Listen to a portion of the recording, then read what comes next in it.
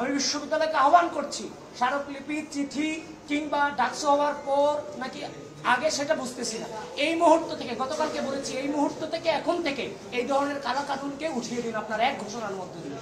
কারণ এগুলো কোনোভাবেই চলতে পারে না এই বিশ্ববিদ্যালয়ের মাটিতে। নির্বাচনকে সুষ্ঠু লেভেল প্লেইং ফিল্ড করতে হলে ভাই এগুলো করতে হবে।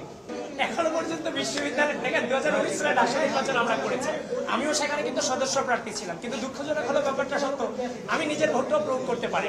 কিন্তু এবার আশা রাখছি, এবার আমরা নিজেদের ভোট নিজেরা দিতে পারবো সেই আশাটা রাখছি।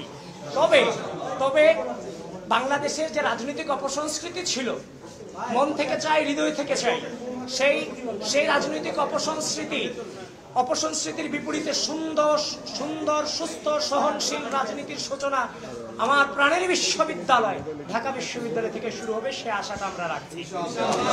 এবং বিশ্ববিদ্যালয় প্রশাসনকে অনুরোধ করছি, দেখেন আপনাদের কাছে আমরা কোনো জোর জবরদস্তি করছি না, পরিবেশ পরিস্থিতি অনুযায়ী যেটা প্রয়োজন আমরা সেটাকে আপনাদের কাছে তুলে ধরছি, আপনারা সেগুলোর ব্যবস্থা গ্রহণ করুন। আর আমি আবারও বলছি, ঢাকা বিশ্ববিদ্যালয়ের শিক্ষার্থী সংসদে অনেক বট আইডি দিয়ে নানান ধরনের পোস্ট পোস্টানো হচ্ছে। দেখেন, বিশ্ববিদ্যালয় প্রশাসনকে আহ্বান করছি, যারা এই আইডিগুলোর অ্যাডমিন আছে, মডারেটর আছে, তাদেরকে আবার ডেকে এনে যদি আপনারা সেগুলো কন্ট্রোল করতে না পারেন, তাহলে আইডিগুলোকে, এই পেজগুলোকে আপনারা ভ্যানিশ করে দেন।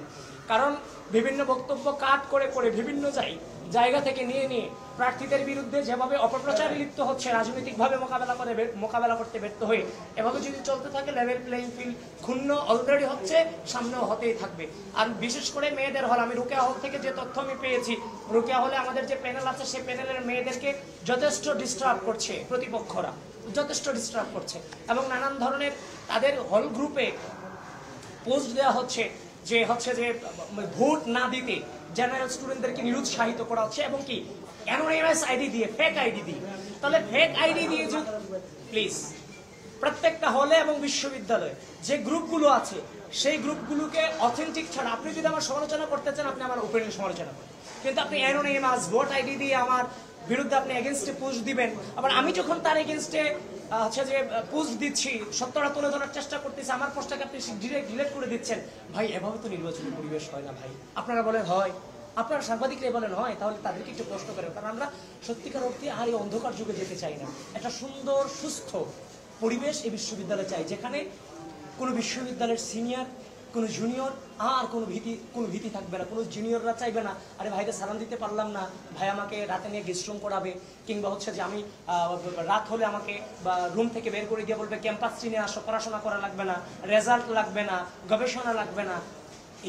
এই যে টেন্ডেন্সিগুলো ডিপার্টমেন্টে হচ্ছে যে যেখানে 40-80 জন বসার ক্যাপাসিটি, সেখানে 205 জন স্টুডেন্ট ক্লাস করে, আর 40 জন স্টুডেন্টের জন্য একজন শিক্ষক আন্তর্জাতিকভাবে স্বীকৃত, সেখানে একজন শিক্ষক 200 জন স্টুডেন্টের ক্লাস নিচ্ছে। আমরা সামগ্রিকভাবে বিশ্ববিদ্যালয়ের একাডেমিক উন্নতির দিকে আমরা ফোকাস করতে চাই। সত্যিকার অর্থে রাজনীতি রাষ্ট্রের গুরুত্বপূর্ণ এলিমেন্টস।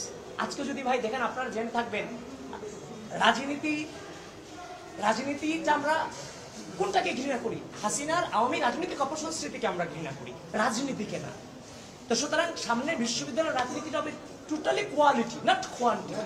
এখন যদি আমার হাতে কোয়ালিটি থাকে, তাহলে ওই কোয়ালিটিকে যদি আমি ওইভাবে তৈরি করতে পারি, তাহলে কোয়ালিটির আন্ডারেই থাকবে। আমরা তো দীর্ঘ দুঃশাসনের সংগ্রাম করেছি, কতজন করেছি? অল্প সংখ্যক করেছি। যখন দাবানলে রূপান্তরিত হলো, তখন সবাইকে নামাই নিয়ে আসছি, আমরা উদ্যোগও নিয়েছি, হাসিনাকে স্বৈরাচার শব্দ গোটা বাংলাদেশে প্রতিষ্ঠিত করেছি। সুতরাং আমরা কোয়ালিটি নির্ভর রাজনীতি করবো, নট কোয়ান্টিটি। কোয়ালিটি যখন থাকবে, কোয়ান্টিটিটা আপনার হাতেই থাকবে। এক হাতে থাকবে যেমন কলম, আরেক হাতে থাকবে রাষ্ট্রের সার্বভৌমত্ব রক্ষার প্রতিজ্ঞা। আমরা একসাথে যেমন খুব ভালো স্টুডেন্ট, আবার রাষ্ট্র রক্ষার্থে আমরা যে কোনো কিছু হতে পারি।